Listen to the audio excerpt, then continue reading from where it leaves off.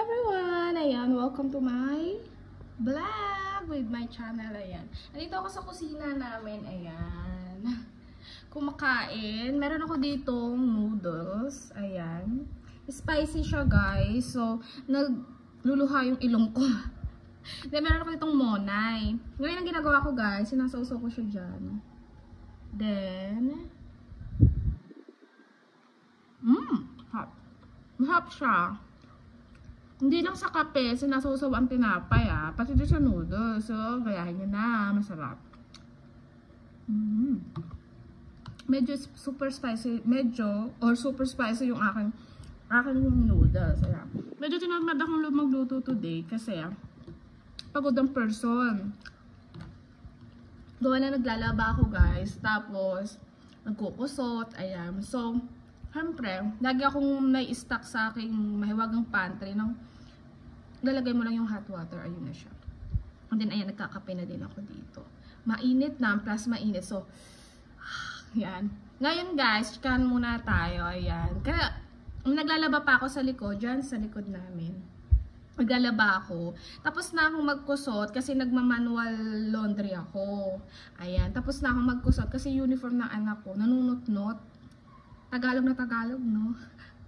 Nanunot-not siya, nagkakaroon siya ng mga ano sa uniform niya.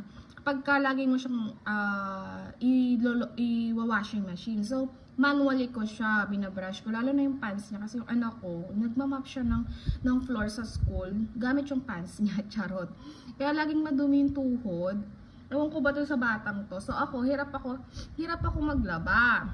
Ngayon, naglaba na ako. Habang naglalaba kasi ako, guys, ang ginagawa ko, habang nakasalang yung washing machine ko, niliguan ko na yung aking mga batuta sa likod. Meron akong 3 Shih Tzu.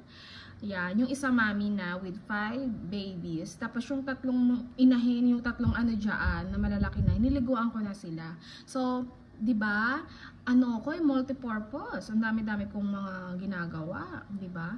Katapos niyan, niliguan ko sila. Siyempre ako yung bumako, kaya naman naligo na din ako.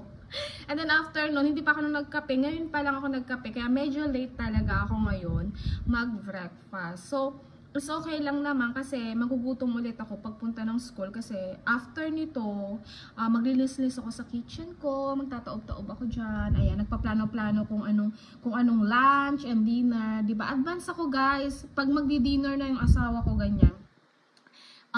Right in the morning, first thing in the morning, charot. First thing in the morning, nakalabas na yung, halimbawa, kung magkakarne siya, ganyan. Kailangan ko na siyang unahin kasi medyo mahirap lutuin yung food ng asawa ko. Minsan naman, pag tinamaritis na naman ako, may sakit akong tamaritis, bread lang siya, tapos na may ham and cheese. Tapos, yun lang, okay na siya, masaya na siya sa ganun. Minsan, lumpia, ngayon gagawa ko ng lumpia mamaya. Kasi, paborito niya. Basta yung luto namin, luto ko. Kasi ayaw niya nung binibili sa labas. Kasi ayaw niya ng maraming vegetables. So ako, syempre, kailangan dudulugin natin mabuti para naman makakain siya ng vegetable na maarte. Oh my God! Ayan. Kailangan natin ng vegetables sa ating pangangatawan at para naman healthy tayo. Healthy living. Ayan. And then, ayan nga guys. Ang dami kong ginagawa araw-araw. Kaya naman ito, yan, habang kumakain ako ng breakfast, routine ko na to, guys.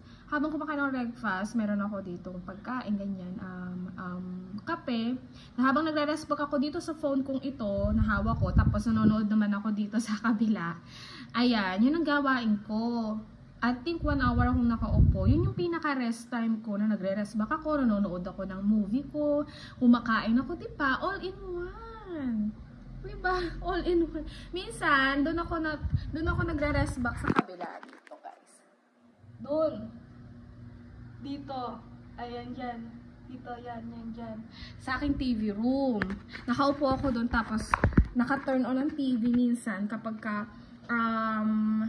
may show akong panonoorin, halimbawa sa Netflix, ayan. Doon ako nanonood. Pag minsan wala naman kasi naubos ko na lahat. So, sa cellphone na lang kasi meron akong mga pinanonood sa cellphone ko na magaganda na puro Chinese, Korean, K-drama, yan. Nauubos ko na lahat yan sa isang araw o 2 days. Kasi, while nagre-rest back nga ako, guys, nanonood ako. So, mabilisan, di ba? Kasi ako guys, sa umaga pagkagising ko, nakaplano na lahat ang pagkain ng anak ko, gamit ng anak ko, tapos lunch, dinner, yan, nakaplano na lahat yan. Minsan na lang ako, pag tinamad ako, yung parang, yung bang katawan mo pagod na, hindi talaga ako nagluluto. Kung baga kung ano lang makita ko sa ref, kung ano na yung leftover, yun na lang. Kahapon nga guys, hindi na ako kumain kasi tinamad talaga akong magluto. So, meron lang ako noon, parang pansit na madali, walang lahok. Yun yung kinain ko kasi gawa ng, mabilis lang siyang lutuin, saka konti lang hugasin. And walaan pa kami ng tubig, kaya naman nakakatamad lalo, o diba? Yan naman ito guys, ang gawain ko every morning. And then minsan makikita nyo ako kung saan-saan na lang, nandiyan ako sa labas, ang bumuni-muni, tapos nagdidilig ng halaman. As of now, hindi ako nagdilig, every other day ako nagdidilig, hindi every morning, minsan every afternoon, kasi in the morning, kasi basa pa sila, minsan kasi sa gabi umuulan, so ma-overwatered sila. Charot, nag-English. Ayan, ganyan naman ako, kung saan-saan lang ako ang bahagi ng bahay nandoon. Mag-isa lang kasi ako guys, so nakaka-bored no, walang kausap, kayo lang kausap ko kung kakausapin niyo ako. Ayan, dito lang talaga ako. Ayun nga, pag dito naman yung anak ko, busy siya sa taas kasi naglalaro siya. Then, study time, minsan yung mga homework niya. Hindi ko siya pinupukpok sa pag-aaral ng sobra kasi gusto kong ma-enjoy yung pagkabata niya habang bata pa siya. Kasi once na umidad na tayo, parang sarap balikan, di ba? Katulad ngayon, parang gusto ko pang maglaro ng piko, tumbang preso, alam mo, madami-madaming laro dati na hindi mo na malaro ngayon. Wala ka na makikitang bata sa labas. Lahat sila nasa loob, mga naka-gadget, naka-TV, naka-laptop, naka-iPad. Wow, social sila. Ang ano ko guys, wala siyang sariling iPad, wala siyang sariling laptop. Nanghiram lang siya sa akin kasi kinokontrol ko siya sa screen time. Nakakalabo ng mata, kaya may salamin na siya. So, nasa lahi na namin yun. Na malalabo ang mata. Lalo sa side ng asawa ko, lahat halos sila. Dito sa bahay, linis, laba, dusting, mop, yan. Nagmamap ako once a week lang. Kasi 3 lang naman kami. So, hindi talaga makalat. Hindi talaga madumi yung floor. Except na lang kung may mga bisita, ganyan, tas maraming makukulit na batuta, may mga maanti nga pala ako guys sa mga kalat sa bahay, sa mga prints, sa mga dust na nakikita ko, ayan, hindi ko alam kung bakit, pero gano'n na talaga ako. Ayoko nang madumi, ayoko nang mabaho, ayoko nang makalat. Kung magkakalat ka, lilinisin mo. Otherwise, yun na. Sasabog na ang bunganga ko, charot. Kaya naman guys, ayan. Thank you for watching. Thank you po sa pakikinig ng aking chika. Have a great day. Bye.